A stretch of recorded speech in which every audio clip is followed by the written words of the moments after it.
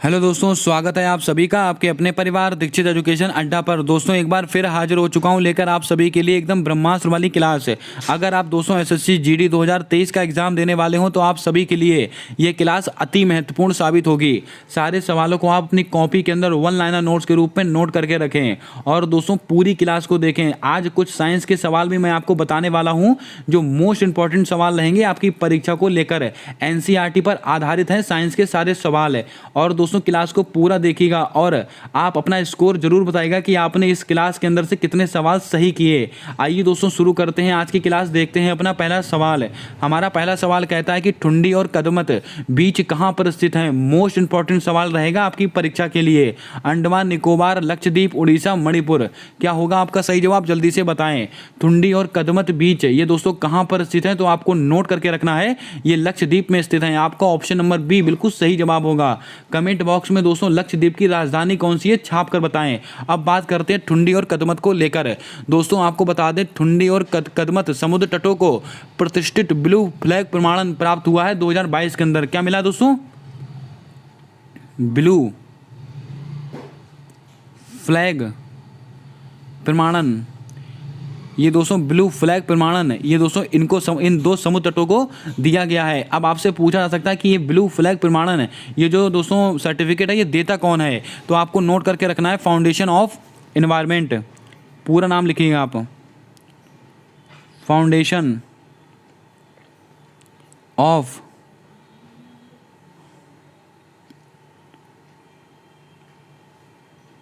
Environment, foundation of environment education, formation of education. ये दोस्तों संस्था है जो ब्लू फ्लैग प्रमाणन सर्टिफिकेट देती है। और ये कहाँ की संस्था है? डेनमार्क की संस्था है, डेनमार्क। इसको भी आप नोट करके रखें। अब दोस्तों बात करते हैं भारत के अंदर ऐसे कुल कितने समुद्र तट हैं जिनको ब्लू फ्लैग प्रमाणन बीच द्वारा दोस्तों सम्मानित किया गया, तो आप कहेंगे 12 है। अब दोस्तों पहला कौन सा है? पहला भी आपसे पूछा सकता है। भारत का पहला ब्लू फ्लैग प्रमाणन वाला बीच कौन सा है, तो आप कहेंगे उड़ीसा का है गोल्डन बीच। कौन सा? Golden beach. ये दोस्तों कहाँ पर स्थित है? ये उड़ीसा में स्थित है। इसको आप नोट करके रखें।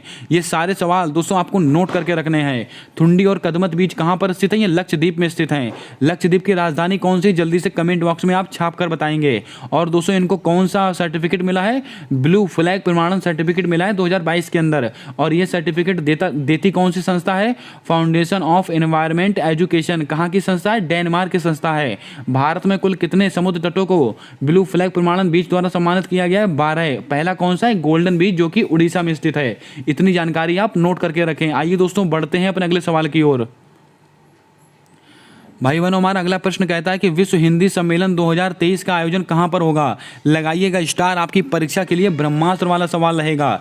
दोस्तों विश्व हिंदी सम्मेलन 2023 मॉरिशस में होगा, फिजी में होगा, सिंगापुर में होगा कि इंडोनेशिया में होगा? क्या होगा आपका सही जवाब, जल्दी से बताएं।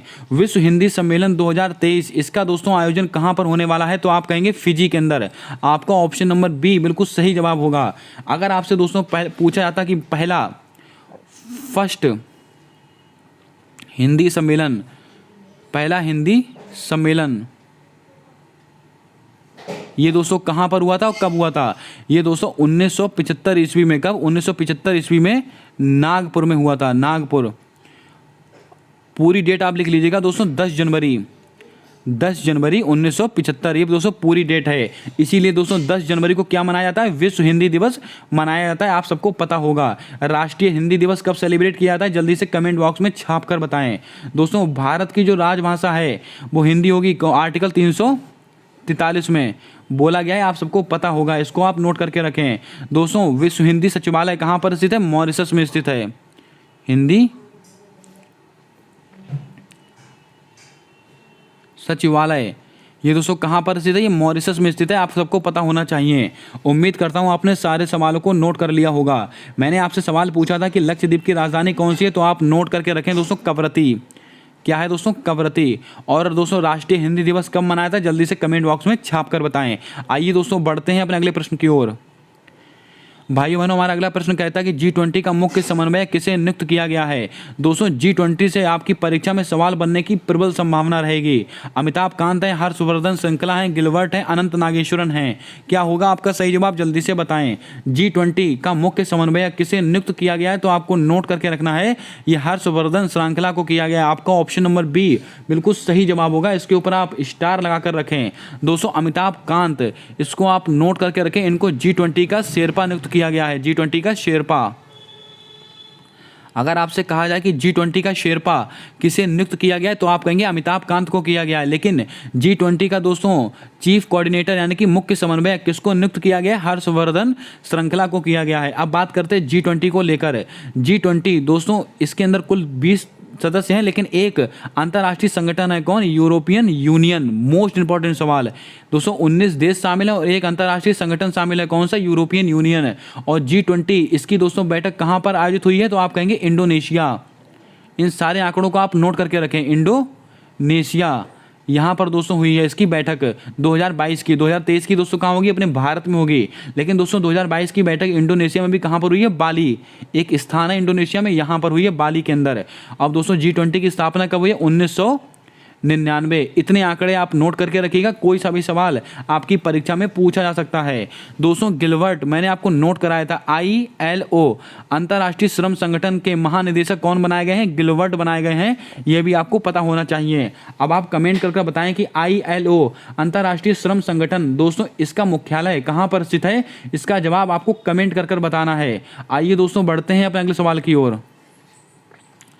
दोस्तों हमारा अगला सवाल कहता है कि बुकर पुरस्कार 2022 किसे प्राप्त हुआ है। मोस्ट इंपॉर्टेंट सवाल है। गीतांजलि श्री को मिला है, सोहान करुणा तलिका को मिला है, नल्ला थम्बी कलाई सेल्वी को मिला है, या इनमें से कोई नहीं। क्या होगा आपका सही जवाब, जल्दी से बताएं। दोस्तों बुकर पुरस्कार 2022 ये किसको प्राप्त हुआ है, तो आपको नोट करके रखना है, ये सोहान करुणा तलिका। आपका ऑप्शन नंबर बी बिल्कुल सही जवाब होगा। और एक बात और याद रखिएगा आप दोस्तों, ये हमेशा इंग्लिश भाषा के लिए दिया जाता है। किसके लिए? इंग्लिश भाषा के लिए दिया जाता है। इसको भी आप नोट करके रखें। दोस्तों अंतर्राष्ट्रीय बुकर पुरस्कार किसको मिला है? गीतांजलि श्री को मिला है, आप सबको पता होगा। और किस लिए दिया गया था? रेत समाधि। रेत समाधि इसलिए दिया गया है। किसको दोस्तों? गीतांजलि श्री को। लेकिन इसका दोस्तों इंग्लिश ट्रांसलेशन किसने किया है? ये सवाल बहुत ही मोस्ट इंपॉर्टेंट रहेगा। इसका दोस्तों इंग्लिश ट्रांसलेशन किसने किया है? Daisy Rockwell. डेजी रॉकवेल, ये दोस्तों इन्होंने इसका इंग्लिश ट्रांसलेशन किया है रेत समाधि का। और क्या नाम रखा है? Tom of sand. अगर दोस्तों ऑप्शन में रेत समाधि लिखा रहे या टॉम ऑफ सैंड लिखा रहे, यही जवाब होगा गीतांजलि श्री वाला। कौन सा दोस्तों? अंतर्राष्ट्रीय बुकर पुरस्कार। दोस्तों गलती मत कीजिएगा, बुकर पुरस्कार किसने जीता है दोस्तों? सोहान करुणा तलिका। लेकिन अंतर्राष्ट्रीय बुकर पुरस्कार गीतांजलि श्री। ये दोनों नाम दोस्तों आप नोट करके रखें, मोस्ट इंपॉर्टेंट सवाल रहेंगे। नल्ला थम्बी कलाई सेल्वी, ये दोस्तों CSIR इसकी पहली महिला महानिदेशक कौन बनी है? नल्ला थम्बी कलाई सेल्वी। आइए दोस्तों बढ़ते हैं अपने अगले सवाल की ओर। भाइयों बहनों हमारा अगला प्रश्न कहता है कि हॉकी महासंघ के अध्यक्ष कौन बने हैं? दिलीप टर्की बने हैं, मोहम्मद तैयब इकराम बने हैं, कल्याण चौबे बने हैं, रोजर बिन्नी बने हैं। मोस्ट इंपॉर्टेंट सवाल है, बिल्कुल नवीन नियुक्ति है दोस्तों। अंतर्राष्ट्रीय हॉकी महासंघ इसके अध्यक्ष कौन बने हैं, तो आपको नोट करके रखना है, ये बने हैं मोहम्मद तैयब इकराम। आपका ऑप्शन नंबर बी बिल्कुल सही जवाब होगा। दोस्तों इसका उत्तर दिलीप टर्की मत लगा के आइएगा। ये दोस्तों कौन है? भारतीय हॉकी महासंघ के हैं। कौन दोस्तों? अगर आपसे कहा जाए भारतीय हॉकी महासंघ, दोस्तों भारतीय हॉकी महासंघ इसके अध्यक्ष कौन बने? दिलीप टर्की साहब बने हैं। लेकिन अंतर्राष्ट्रीय वाला पूछेंगे तो आप कहेंगे मोहम्मद तैयब इकराम। इस सवाल के ऊपर आप इंपॉर्टेंट लगाएं, मोस्ट इंपॉर्टेंट सवाल रहेगा। दोस्तों कल्याण चौबे, मैंने आपको कल ही बताया था, फुटबॉल महासंघ। फुटबॉल महासंघ, फुटबॉल महासंघ के अध्यक्ष कौन बने? कल्याण चौबे। अब दोस्तों आप कमेंट में छाप कर बताएं कि रोजर बिन्नी ये किसके अध्यक्ष बनाए गए हैं। जल्दी से इसका जवाब कमेंट बॉक्स में छाप कर बताएं। आप सारे सवाल अति महत्वपूर्ण है, नोट करते चलें। दोस्तों अगर अभी तक आपने वीडियो को लाइक ना किया हो तो वीडियो को लाइक जरूर कर दें। चैनल पर नए हो तो चैनल को सब्सक्राइब करके बेल वाला आइकन ध्यान से दबा दें, क्योंकि आने वाली सारी वीडियोज़ के अपडेट आप तक आसानी से पहुँचते रहें। और क्लास को पूरा देखें। साइंस के ऐसे सवाल लेकर आया हूँ जो सीधा आपकी परीक्षा में छपेंगे। NCERT के एकदम लल्लन टॉप सवाल होंगे। आइए दोस्तों बढ़ते हैं अपने अगले सवाल की ओर। दोस्तों हमारा अगला प्रश्न कहता है कि जीएसटी संग्रहालय की स्थापना कहाँ पर की गई है। ये भी सवाल अति महत्वपूर्ण रहेगा। गोवा में हुई है, मुंबई में हुई है, मणिपुर में हुई है कि मेघालय में हुई है। क्या होगा आपका सही जवाब, जल्दी से बताएं। दोस्तों जीएसटी संग्रहालय इसकी स्थापना कहाँ पर की गई है, तो आपको ध्यान में रखना है इसकी स्थापना की गई है गोवा के अंदर। लेकिन गोवा में भी दोस्तों कहाँ पर हुई है, पणजी। ये दोस्तों पणजी गोवा में इसकी स्थापना हुई है। किसकी दोस्तों, जीएसटी संग्रहालय। और दोस्तों सवाल बनता है इसका नाम क्या दिया गया, धरोहर। धरोहर दोस्तों इस जीएसटी संग्रहालय का नाम क्या दिया गया, धरोहर। अब दोस्तों बात जीएसटी की आई है तो जीएसटी का पूरा पोस्टमार्टम करते हैं। जीएसटी ये दोस्तों कैसा कर है, अप्रत्यक्ष कर है। ये कैसा कर है, ये दोस्तों अप्रत्यक्ष कर है। अब बात करते हैं दोस्तों ये जीएसटी कौन सा संविधान संशोधन है, 101वां संविधान संशोधन है जीएसटी से संबंधित। और किस समिति की सिफारिश पर आया था, विजय केलकर समिति। विजय केलकर समिति, विजय केलकर समिति की सिफारिश पर दोस्तों जीएसटी आया था। अब दोस्तों बात करते हैं कि पूरे भारत में जीएसटी लागू कब हुआ था, तो आप कहेंगे 1 जुलाई 2017 को लागू हुआ था। इसको आप नोट करके रखें। जीएसटी काउंसिल इसका दोस्तों हेड कौन होते हैं, ये दोस्तों हमारे वित्त मंत्री जी होते हैं। कौन दोस्तों, वित्त मंत्री। और वर्तमान में वित्त मंत्री कौन है, आप सब जानते हैं कि निर्मला सीतारमण जी हैं।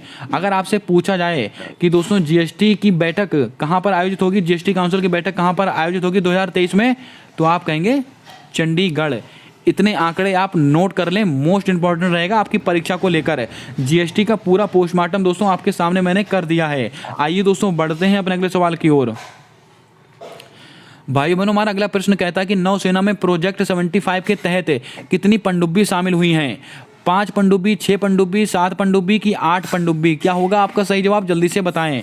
दोस्तों नौसेना में प्रोजेक्ट 75 के तहत कितनी पनडुब्बी शामिल हुई हैं, तो आपको नोट करके रखना है। ये दोस्तों 6 पनडुब्बी शामिल हुई हैं। अब वो पनडुब्बी कौन कौन सी वो भी आपको पता होना चाहिए, आप नोट कीजिएगा। कलवरी,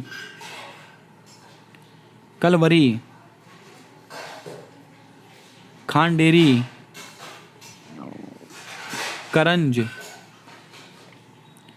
बेला,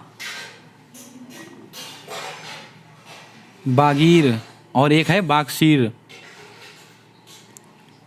बागशीर इसको आप नोट करके रखें। दोस्तों नौसेना में प्रोजेक्ट 75 के तहत कितनी पनडुब्बी शामिल की गई हैं, 6 पनडुब्बी। कौन कौन सी, कलवरी, खांडेरी, करंज, बेला, बागीर, बागशीर। और अभी हाल ही में दोस्तों ये 5वीं पनडुब्बी, कौन सी, ये 5वीं पनडुब्बी जो है 5th पनडुब्बी हमारी भारतीय नौसेना में शामिल कर ली गई है। कौन सी दोस्तों, बागीर। इसको आप नोट करके रखें। आपसे सवाल पूछा जाएगा कि अभी हाल ही में कौन सी पनडुब्बी भारतीय नौसेना में शामिल हुई, तो आप कहेंगे बागीर। इसको आप नोट करके रखें। और दोस्तों इसको किसके द्वारा बनाया गया है, कोचीन शिपयार्ड लिमिटेड। इसको भी आप थोड़ा ध्यान में रखें। अब आप कमेंट करके बताएं कि प्रोजेक्ट 75 किस देश के साथ दोस्तों इसमें समझौता किया गया है, भारत में। इसका जवाब आपको कमेंट कर बताना है। आइए दोस्तों बढ़ते हैं अपने अगले सवाल की ओर। भाइयों बहनों हमारा अगला प्रश्न कहता है कि ओलंपिक संघ की पहली महिला अध्यक्ष कौन बनी है। ये सवाल अति महत्वपूर्ण है आपकी परीक्षा के लिए। कर्णम मलेश्वरी बनी है, पीटी उषा बनी है, मीराबाई चानू बनी है, निखत जरीन बनी है। क्या होगा आपका सही जवाब, जल्दी से बताएं। दोस्तों ओलंपिक संघ की पहली महिला अध्यक्ष ये दोस्तों किसको बनाया गया है, तो आपको नोट करके रखना, ये पीटी उषा जी को बनाया गया है। दोस्तों आपको बता दें भारत के इतिहास में पहली बार किसी खिलाड़ी को और किसी महिला खिलाड़ी को दोस्तों इस ओलंपिक संघ का अध्यक्ष बनाया गया है। ये दोस्तों बहुत ही बड़ी बात है आपकी परीक्षा के लिए। कौन बनाए गए हैं, पीटी उषा। इनको दोस्तों क्या कहते हैं, तो आप कहेंगे पायोली एक्सप्रेस। पायोली एक्सप्रेस दोस्तों, इनको पायोली एक्सप्रेस भी कहा जाता है। इसको भी आप नोट करके रखें। दोस्तों कर्णम मलेश्वरी, इनका संबंध किससे, वेट लिफ्टिंग से संबंधित हैं। और कहां की रहने वाली है, आंध्र प्रदेश। इतनी जानकारी दोस्तों आपको होनी चाहिए। कर्णम मलेश्वरी का संबंध किससे, आंध्र प्रदेश की रहने वाली हैं। और किससे संबंधित है, वेट लिफ्टिंग यानी कि भारोत्तोलन। मीराबाई चानू दोस्तों ये भी वेट लिफ्टिंग से संबंधित हैं। और कहाँ की रहने वाली है, मणिपुर। और दोस्तों आपको बता दें मीराबाई चानू ने 49 किलोग्राम कैटेगरी में, कौन सी 49 किलोग्राम कैटेगरी में कॉमनवेल्थ गेम के अंदर गोल्ड मेडल दिलाया है अपने भारत देश को। यह भी सवाल नोट करके रखें। निखत जरीन, इनका संबंध किससे है? बॉक्सिंग से संबंधित है। विश्व बॉक्सिंग चैंपियनशिप में निखत जरीन ने भारत को गोल्ड मेडल दिलाया है, इसको भी आपको नोट करके रखना है। अब दोस्तों आप कमेंट कर बताएं कि जेरोमी लाल निरुंगा, इनका संबंध किस खेल से है? इसका जवाब कमेंट कर बताएंगे आप। आइए दोस्तों बढ़ते हैं अपने अगले सवाल की ओर। दोस्तों हमारा अगला सवाल कहता है कि महात्मा गांधी राष्ट्रीय समुद्री उद्यान कहाँ पर स्थित है? कई बार परीक्षाओं में रिपीट हुआ सवाल है। मणिपुर, असम, अरुणाचल प्रदेश, अंडमान निकोबार। क्या होगा आपका सही जवाब? जल्दी से बताएं। महात्मा गांधी राष्ट्रीय समुद्री उद्यान ये दोस्तों कहाँ पर स्थित है? तो आपको नोट करके रखना है, ये अंडमान निकोबार में स्थित है। आपका ऑप्शन नंबर डी बिल्कुल सही जवाब होगा। और एक सवाल और याद रखिएगा, अंडमान निकोबार इनको दोस्तों अलग कौन करता है? ये 10 डिग्री चैनल, यानी कि 10 डिग्री अक्षांश अंडमान और निकोबार को अलग करते हैं। ये सवाल भी आप नोट करके रखें। महात्मा गांधी राष्ट्रीय समुद्री उद्यान कहां पर स्थित है? अंडमान निकोबार।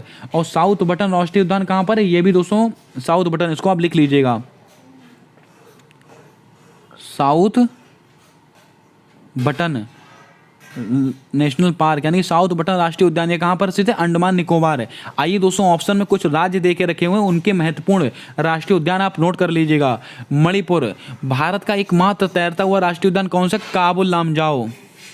मोस्ट इंपॉर्टेंट सवाल, काबुल लामजाओ, काबुल लामजाओ नेशनल पार्क ये दोस्तों कहां पर स्थित है? तो आप कहेंगे मणिपुर में स्थित है। असम, भारत का नवीनतम राष्ट्रीय उद्यान देहिंग पटकाई, देहिंग पटकाई ये दोस्तों कहां पर से? असम में स्थित है। और दोस्तों असम में ही काजीरंगा नेशनल पार्क है, एक सींग वाले गेंडों के लिए फेमस है, इसको भी आप थोड़ा ध्यान में रखें। दोस्तों अरुणाचल प्रदेश, बार बार पूछा था, नामदफा,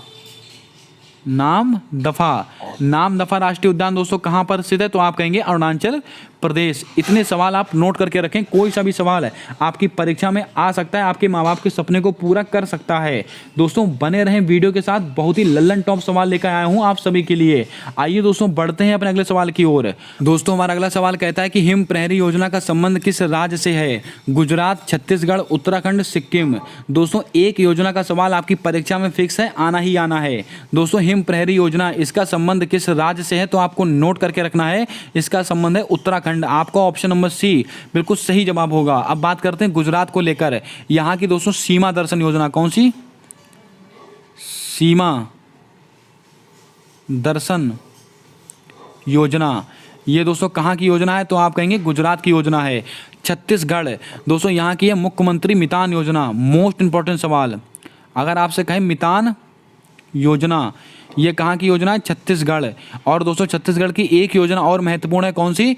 आप कहेंगे कौशल्या मातृत्व योजना। कौन सी? कौशल्या मातृत्व योजना। कौशल्या मातृत्व योजना, ये कहाँ की योजना है? तो आप कहेंगे छत्तीसगढ़। दोस्तों सिक्किम, सिक्किम की एक योजना है अम्मा और बहन योजना। मोस्ट इंपॉर्टेंट सवाल है, कौन सी दोस्तों? अम्मा और बहन, अम्मा और बहन योजना। ये सब योजनाएं दोस्तों आप रट डालिएगा, कोई ना कोई योजना आपकी परीक्षा में आएगी ही आएगी। धीरे धीरे कर दोस्तों मैंने आपको काफ़ी सारी योजनाएं नोट करा दी हैं। दोस्तों गुजरात की कौन सी योजना है? सीमा दर्शन योजना। और दोस्तों छत्तीसगढ़ की योजना कौन सी है? मितान योजना और कौशल्या मातृत्व योजना। उत्तराखंड की दोस्तों हिम प्रहरी योजना है, इसको आप ध्यान में रखें। सिक्किम की कौन सी? अम्मा और बहन योजना। आइए दोस्तों बढ़ते हैं अपने अगले सवाल की ओर।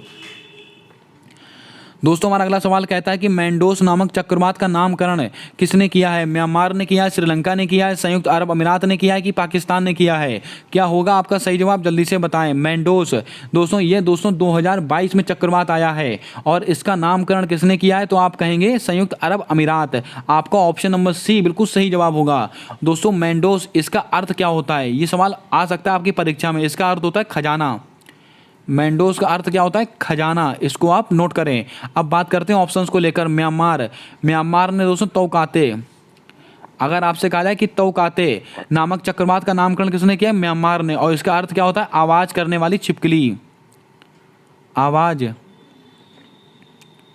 करने वाली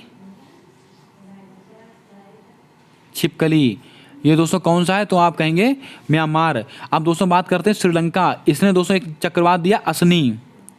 असनी ये दोस्तों नाम किसने दिया, श्रीलंका ने। असनी क्या अर्थ होता है, क्रोध। इसको भी आप नोट करें। ये सारे सवाल अति महत्वपूर्ण। और दोस्तों 2022 में ये पहला चक्रवात था कौन सा, ये असनी वाला, इसलिए दोस्तों ये सवाल महत्वपूर्ण रहेगा।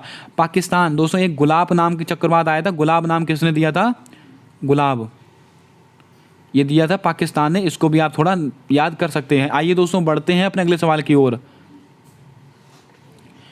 दोस्तों हमारा अगला प्रश्न कहता है कि किस स्टार्टअप को द अर्थ शॉर्ट पुरस्कार 2022 मिला है, खेती, जीवा, सुस्पेस या सी स्पेस।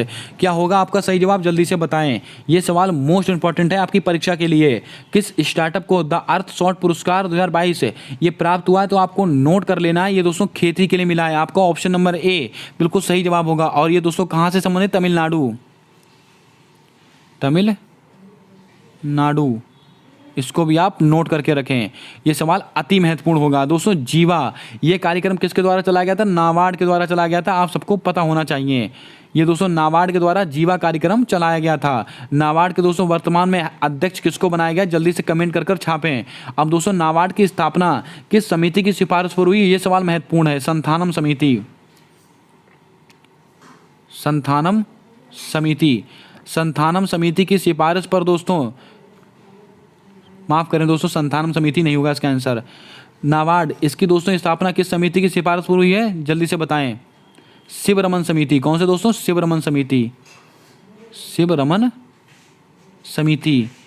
नाबार्ड की स्थापना दोस्तों शिवरमन समिति की सिफारिश पर हुई है। संथानम समिति की सिफारिश पर दोस्तों केंद्रीय सतर्कता आयोग इसकी स्थापना हुई थी, माफ कीजिएगा दोस्तों। आइए बढ़ते हैं अपने अगले सवाल की ओर।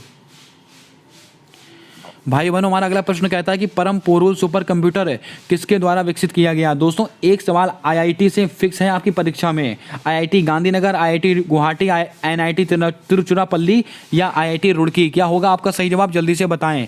महत्वपूर्ण कुछ सुपर कंप्यूटर मैं आपको यहाँ पर नोट कराने वाला हूँ सबके सब। दोस्तों परम पोरुल सुपर कंप्यूटर किसके द्वारा विकसित किया गया है, तो आपको ध्यान में रखना है ये एनआईटी तिरुचिरापल्ली के द्वारा किया गया है। आपका ऑप्शन नंबर सी बिल्कुल सही जवाब होगा। बिल्कुल छुपा रुस्तम सवाल है आपकी परीक्षा के लिए। दोस्तों आईआईटी गांधीनगर इसके द्वारा दोस्तों परम अनंत, परम अनंत। अगर दोस्तों आपसे कहा जाए परम अनंत सुपर कंप्यूटर किसके द्वारा विकसित किया गया है, आईआईटी गांधीनगर, आईआईटी गुवाहाटी, परम कामरूप, परम कामरूप, परम कामरूप सुपर कंप्यूटर किसके द्वारा विकसित किया गया, आईआईटी गुवाहाटी। दोस्तों आईआईटी रुड़की मोस्ट इंपॉर्टेंट सवाल, इसके द्वारा दोस्तों परम गंगा, परम गंगा, परम गंगा सुपर कंप्यूटर दोस्तों आईआईटी रुड़की के द्वारा विकसित किया गया है। दोस्तों एक और है परम शक्ति, परम शक्ति। ये दोस्तों किसके द्वारा, आईआईटी खड़गपुर, खड़गपुर। दोस्तों मैंने आपको याद कराया था कि खड़ग सिंह के खड़कने से खड़कती हैं खिड़कियां, यानी कि जो खड़ग सिंह है बहुत ही शक्तिशाली आदमी है, तो परम शक्ति खड़गपुर। उम्मीद करता हूं आपने सारे सवालों को नोट कर लिया होगा। आइए बढ़ते हैं अपने अगले सवाल की ओर। दोस्तों जल्दी से वीडियो को लाइक कर दें और चैनल को सब्सक्राइब करके बेल वाला आइकन ध्यान से दबा लें, क्योंकि आने वाली सारी वीडियोज़ के अपडेट आप तक आसानी से पहुँचते रहें। और वीडियो को उन लोगों तक जरूर शेयर कर दें जो दोस्तों SSC GD के साथ कोई सा भी एग्जाम की तैयारी कर रहे हों। 100% दोस्तों ये क्लास रामबाण क्लास साबित होगी, आपके मील का पत्थर साबित होगी यह क्लास आपकी परीक्षा के लिए। दोस्तों हमारा अगला प्रश्न कहता है कि चंबल, सिंधु, बेतवा, केन किसकी सहायक नदियां हैं। मोस्ट इंपॉर्टेंट सवाल। चंबल, सिंधु, बेतवा, केन ये सब किसकी सहायक नदियां हैं। कृष्णा नदी, नर्मदा नदी, यमुना नदी या गोदावरी नदी। क्या होगा आपका सही जवाब, जल्दी से बताएं। दोस्तों चंबल, सिंधु, बेतवा, केन ये सब किसकी सहायक नदियां हैं, तो आपको याद में रखना है ये सब की सब यमुना नदी की सहायक नदी हैं। आपका ऑप्शन नंबर सी बिल्कुल सही जवाब होगा, इसको आप नोट करके रखें। अब दोस्तों बात करते हैं कुछ और महत्वपूर्ण नदियों को लेकर। अगर आपसे कहा जाए गोदावरी, इसकी कुछ सहायक नदियां नोट कीजिएगा आपको। वैनगंगा, कौन सा दोस्तों, वैनगंगा। और दोस्तों इंद्रावती, वैनगंगा, इंद्रावती, प्राणहिता, प्राणहिता ये सब आप नोट कीजिएगा दोस्तों, मोस्ट इंपॉर्टेंट सवाल हैं। प्रवृद्धा ये सब दोस्तों किसकी सहायक नदियां हैं, ये सब की सब गोदावरी की सहायक नदियां हैं, इसको आप नोट करके रखें। दोस्तों कृष्णा नदी, इसकी कुछ सहायक नदियां, इसको आप ध्यान में रखिएगा। घाट प्रवाह, घाट प्रवाह, माल प्रवाह, तुंगभद्रा, ये सबकी सब दोस्तों किसकी सहायक नदियां हैं? तो आप कहेंगे कृष्णा नदी की सहायक नदी है। अब दोस्तों आप कमेंट करके बताएं कि नर्मदा नदी इसका उद्गम स्थान कौन सा है। इसका जवाब आपको कमेंट कर बताना है। आइए दोस्तों बढ़ते हैं अपने अगले सवाल की ओर। दोस्तों हमारा अगला सवाल कहता है कि 14 बैंकों का राष्ट्रीयकरण कब हुआ था? 1980, 1969, 1949, 1935। क्या होगा आपका सही जवाब? जल्दी से बताएं। दोस्तों 14 बैंकों का राष्ट्रीयकरण आपसे पूछ रहा है। ध्यान में रखिएगा दोस्तों, 14 बैंकों का राष्ट्रीयकरण कब हुआ था? तो आप कहेंगे 1969 में। आपका ऑप्शन नंबर बी बिल्कुल सही जवाब होगा। अगर आपसे कहा जाए दोस्तों 6 बैंकों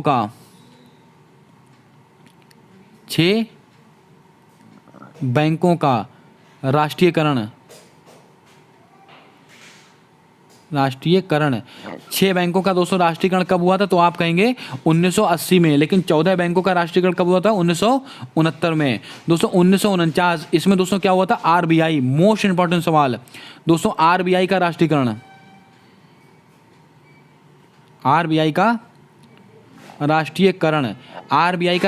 दोस्तों कब हुआ था? तो आप कहेंगे 1949 में। आरबीआई की स्थापना कब हुई थी? 1 अप्रैल 1935 इसकी स्थापना। इसको भी आप नोट करें। ये सारे सवाल आपकी परीक्षा के लिए मोस्ट इंपॉर्टेंट रहेंगे। दोस्तों 14 बैंकों का राष्ट्रीयकरण कब हुआ था? 1969 में। लेकिन दोस्तों 6 बैंकों का राष्ट्रीयकरण कब हुआ था? 1980 में। अब आरबीआई का दोस्तों राष्ट्रीयकरण कब हुआ था? 1 जनवरी 1949। पूरी डेट नोट करेंगे आप, 1 जनवरी 1949। और 1935 यानी कि 1 अप्रैल 1935 को आरबीआई की स्थापना हुई थी। आरबीआई के दोस्तों पहले गवर्नर कौन थे? Osborne Smith. लेकिन अगर आपसे कहा जाए और आरबीआई के पहले भारतीय गवर्नर कौन थे? सीडी देशमुख। इसको आप ध्यान में रखें। दोस्तों यहां पर सवाल एक है, लेकिन मैंने आपको हर सवाल के अंदर 8 से 10 सवाल बताए हैं। कहने को दोस्तों ये 20 से 25 सवाल होते हैं, लेकिन आप यहां से 70 से 80 सवाल डेली सीख कर जाते हैं। आइए दोस्तों बढ़ते हैं अपने अगले सवाल की ओर। दोस्तों हमारा अगला प्रश्न कहता है कि हाथी गुम्फा अभिलेख निम्नलिखित में से किसके समय के हैं? इस सवाल के ऊपर आप मोस्ट इंपॉर्टेंट डाल के रखिएगा। ये सवाल एसएससी के फेवरेट सवाल हैं। भानुगुप्त, पुलकेशन द्वितीय, रुद्रदामन या खारवेल? क्या होगा आपका सही जवाब? जल्दी से बताएं। दोस्तों हाथी गुम्फा अभिलेख निम्नलिखित में से किसके समय के हैं? तो आप कहेंगे ये खारवेल के समय के हैं। आपका ऑप्शन नंबर डी बिल्कुल सही जवाब होगा। अब दोस्तों ये कहाँ पर स्थित है ये दोस्तों हाथी गुम्फा? तो कहेंगे उड़ीसा में। कहाँ पर? उड़ीसा में। इन सारे सवालों को आप नोट कीजिएगा। हाथी गुम्फा अभिलेख किसके समय के हैं? खारवेल के समय के हैं। कहाँ पर स्थित है? उड़ीसा में स्थित है। दोस्तों भानुगुप्त, अगर आपसे कहा जाए कि ऐरण अभिलेख ये किसके समय का है? तो आप कहेंगे भानुगुप्त। और दोस्तों आपको बता दें सती प्रथा का पहली बार उल्लेख कहाँ हुआ है? ऐरण अभिलेख में हुआ है। इसको आप नोट करके रखें, यहाँ पर लिख लीजिएगा आप सती प्रथा, जिससे कि आपको याद रहेगा। सती प्रथा का दोस्तों पहली बार उल्लेख कहां पर हुआ है? ऐरण अभिलेख के अंदर हुआ है। इसको आप नोट करके रखें। और ऐरण अभिलेख किसके समय के हैं? भानुगुप्त के समय के हैं। पुलकेशन द्वितीय दोस्तों यहां पर है ऐहोल अभिलेख। अहोल अभिलेख ये किसके समय के हैं? तो आप कहेंगे पुलकेशन द्वितीय के समय के हैं। अब दोस्तों बात करते हैं रुद्रदामन। दोस्तों इसको आप नोट करके रखें। जूनागढ़ अभिलेख। कौन सा दोस्तों? जूनागढ़ अभिलेख ये दोस्तों किसके समय के हैं? तो आप कहेंगे रुद्रदामन। इन सवालों को आप स्क्रीनशॉट जरूर लीजिएगा दोस्तों इस स्लाइड का। एक बार फिर से रिवीजन कीजिएगा। हाथी गुम्फा अभिलेख खारवेल समय के हैं, उड़ीसा में स्थित है। रुद्रदामन में दोस्तों रुद्रदामन के समय का कौन सा है? जूनागढ़ अभिलेख। ऐहोल अभिलेख पुलकेशन द्वितीय। ऐरण अभिलेख जिसमें दोस्तों सती प्रथा का पहली बार उल्लेख है वो भानुगुप्त। उम्मीद करता हूँ आपने सारे सवालों को नोट कर लिया होगा। आइए दोस्तों बढ़ते हैं अपने अगले सवाल की ओर। दोस्तों हमारा अगला सवाल कहता है कि CAG comptroller auditor general of India का संबंध निम्नलिखित में से किस अनुच्छेद से है? अनुच्छेद 148, अनुच्छेद 263, अनुच्छेद 265, अनुच्छेद 280। क्या होगा आपका सही जवाब? जल्दी से बताएं। सीएजी इनका संबंध किस अनुच्छेद से है? तो आपको ध्यान में रखना है इनका संबंध है अनुच्छेद 148 से। आपका ऑप्शन नंबर ए बिल्कुल सही जवाब होगा। दोस्तों अगर आपसे कहा जाए वर्तमान में दोस्तों सीएजी कौन है? गिरीश चंद्र मुर्मू। कौन है? गिरीश चंद्र मुर्मू। ये दोस्तों वर्तमान में हमारे सीएजी हैं। कौन दोस्तों? Comptroller auditor general of India. लेकिन दोस्तों पहले कौन थे ये भी आपसे पूछा जा सकता। फर्स्ट नरहरि राव, नरहरि राव ये दोस्तों पहले सीएजी थे, इसको भी आप नोट करके रखें। अब दोस्तों बात करते हैं अनुच्छेद 263। ये दोस्तों किससे संबंधित है? ये दोस्तों अंतर्राज्यीय परिषद से संबंधित है। किससे दोस्तों? अंतर्राज्यीय परिषद, अंतर्राज्यीय परिषद इससे संबंधित है, इसको भी आप नोट करें। दोस्तों अनुच्छेद 265 इसका संबंध दोस्तों किससे है? जल्दी से आप कमेंट करके बताएंगे। ये दोस्तों गलत टाइप हुआ है, यहाँ पर 165 होना चाहिए। अगर दोस्तों एक अनुच्छेद 165 कर दिया जाए तो इसका संबंध किससे होगा? ये दोस्तों महाधिवक्ता जो कि राज्यपाल के प्रसाद पर्यंत काल करता है उससे संबंधित हो जाएगा। अनुच्छेद 280 इसका संबंध किससे? ये दोस्तों आप जल्दी कमेंट बॉक्स में बताएंगे। अनुच्छेद 280 का संबंध किससे है? इसका जवाब आपको कमेंट कर बताना है। आइए दोस्तों बढ़ते हैं अपने अगले सवाल की ओर। दोस्तों हमारा अगला सवाल कहता है कि ग्रेट बैरियर रीफ किस तट के समीप स्थित है? दोस्तों आइसलैंड, क्वींसलैंड, ऑस्ट्रेलिया, फिनलैंड। क्या होगा आपका सही जवाब? जल्दी से बताएं। दोस्तों ग्रेट बैरियर रीफ ये किस तट के समीप स्थित है? तो आपको नोट कर लेना है। ये दोस्तों क्वींसलैंड। आपका ऑप्शन नंबर बी बिल्कुल सही जवाब होगा। और ये सवाल मोस्ट इंपॉर्टेंट सवाल है, इसको आप ध्यान में रखें। और ग्रेट बैरियर रीफ कहाँ पाई जाती है? ये ऑस्ट्रेलिया में पाई जाती है। आप सबको रटा हुआ है, लेकिन किस तट के समीप है? तो आप कहेंगे क्वींसलैंड के समीप है, इसको भी आप नोट करके रखें। और दोस्तों ग्रेट डिवाइडिंग रेंज ये भी ऑस्ट्रेलिया में ही पाई जाती है। और ऑस्ट्रेलिया को दोस्तों प्यासी भूमि की धरती किसको कहते हैं? ऑस्ट्रेलिया को ही कहा है, इसको भी आप नोट करके रखें। आइए दोस्तों बढ़ते हैं अपने अगले सवाल की ओर। दोस्तों हमारा अगला सवाल कहता है गरजता चालीसा, प्रचंड पचासा, चीखता साटा संबंधित है दक्षिणी गोलार्ध में पश्चिमी पवने, उत्तरी गोलार्ध में दक्षिणी पवने, दक्षिणी गोलार्ध में उत्तरी पवने या पश्चिमी गोलार्ध में दक्षिणी पवने। क्या होगा आपका सही जवाब? जल्दी से बताएं। दोस्तों गरजती चालीसा, प्रचंड पचासा या चीखता साटा निम्नलिखित में से किससे संबंधित है? तो आपका सही जवाब हो जाएगा दक्षिणी गोलार्ध में पश्चिमी पवने। ये सवाल मोस्ट इंपॉर्टेंट है, कई बार परीक्षाओं में हूबहू रिपीट हुआ सवाल है। गरजता चालीसा, प्रचंड पचासा और चीखता साठा इसका संबंध किससे? दक्षिणी गोलार्ध में। किसमें दोस्तों? दक्षिणी गोलार्ध में पश्चिमी पवनें चलती हैं, उन्हीं को कहते हैं गरजता चालीसा, प्रचंड पचासा और चीखता साठा। आइए दोस्तों बढ़ते हैं अपने अगले सवाल की ओर। दोस्तों हमारा अगला सवाल कहता है कि पहला विश्व स्वास्थ्य दिवस कब मनाया गया? दोस्तों यहाँ पर थोड़ा सा टाइपिंग एरर है, इसको आप थोड़ा ठीक करेंगे। पहला विश्व स्लॉथ बियर दिवस। दोस्तों यहाँ पर क्या लिखाएंगे आप? पहला विश्व स्लॉथ, पहला विश्व स्लॉथ बियर दिवस ये दोस्तों कब मनाया गया? क्योंकि दोस्तों ये 2022 में पहली बार मनाया गया था, इसीलिए आपकी परीक्षा के लिए मोस्ट इंपॉर्टेंट सवाल रहेगा। कब मनाया गया था? ये 12 अक्टूबर को मनाया गया था। आपको ऑप्शन नंबर सी बिल्कुल सही जवाब होगा। 8 अक्टूबर को दोस्तों क्या मनाते हैं? वायु सेना दिवस, वायु सेना दिवस मनाते हैं। 16 अक्टूबर को दोस्तों खाद्य दिवस, खाद्य दिवस इसको कब मनाते हैं? 16 अक्टूबर को। अब 24 अक्टूबर को दोस्तों क्या मनाते हैं? जल्दी से बताएं। यूएनओ, इसकी स्थापना कब हुई थी? 24 अक्टूबर को हुई थी। यूएनओ दिवस मनाते हैं, इसको भी आप थोड़ा ध्यान में रखें। आइए दोस्तों बढ़ते हैं अब हम साइंस के सवालों की तरफ। साइंस के एकदम लल्लन टॉप सवाल है। 5 सवाल ऐसे सवाल हैं एनसीईआरटी से संबंधित है जो सीधा आपके पेपर में आएंगे। आइए दोस्तों बढ़ते हैं साइंस के सवालों की तरफ। दोस्तों हमारा पहला सवाल कहता है कि द्विनाम पद्धति का जन्मदाता किसे कहते हैं? Carolus Linnaeus, Whittaker, Robert brown, Robert Hooke.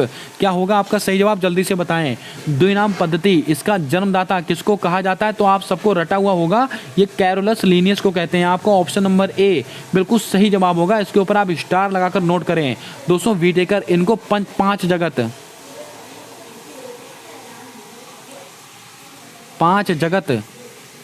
का वर्गीकरण, दोस्तों 5 जगत का वर्गीकरण किसने किया था? तो आप कहेंगे व्हिटेकर के द्वारा किया गया था।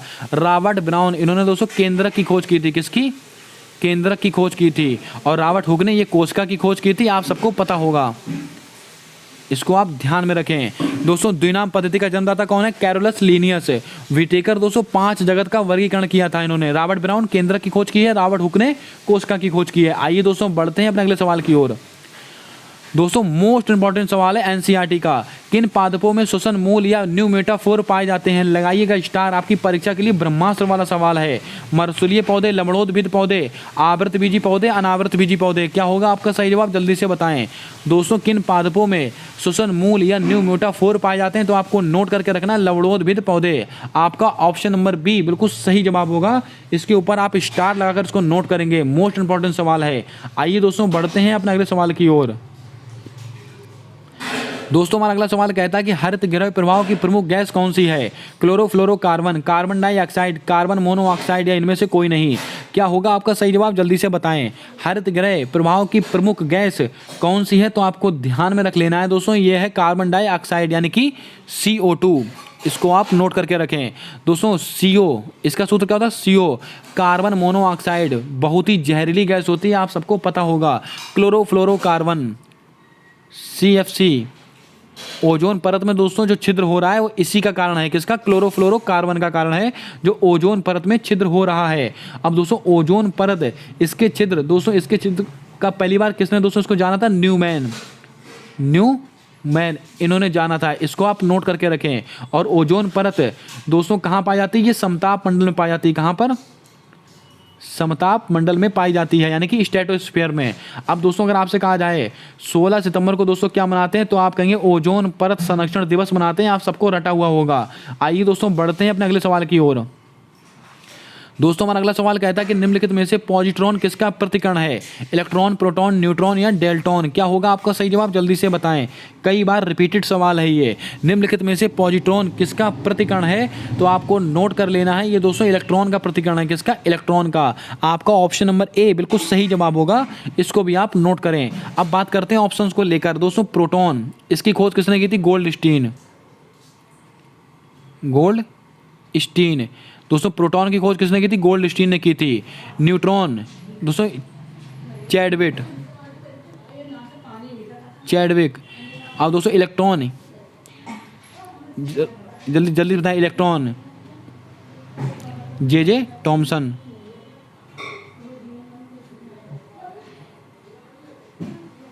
जे थॉमसन, इन्होंने दोस्तों इलेक्ट्रॉन की खोज की थी। इसको भी आप थोड़ा ध्यान में रखें। और इलेक्ट्रॉन, पॉजिट्रॉन किसका प्रतिकरण है? इलेक्ट्रॉन का प्रतिकरण है। इसको भी आप थोड़ा नोट करके रखें। आइए दोस्तों बढ़ते हैं अपने अगले सवाल की ओर। दोस्तों एक चीज़ और याद रखिएगा, प्रोटॉन पर धनावेश पाया जाता है। प्रोटॉन पर धनावेश पाया जाता है और इलेक्ट्रॉन पर ऋणावेश पाया जाता है। और प्रोटॉन पर धनावेश पाया जाता है, ये किसने कहा था? ये रदरफोर्ड ने कहा था।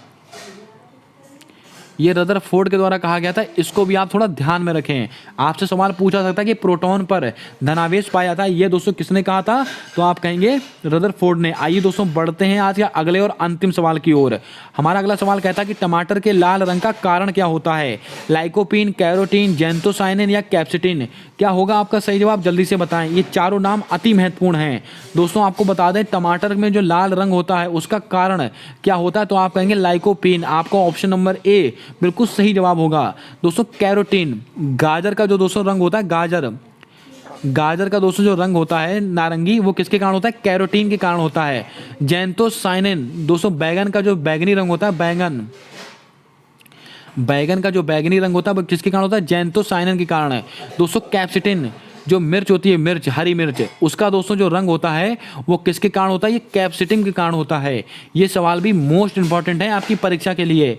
दोस्तों आपका होमवर्क का सवाल है। आप कमेंट करके बताएं कि सिरका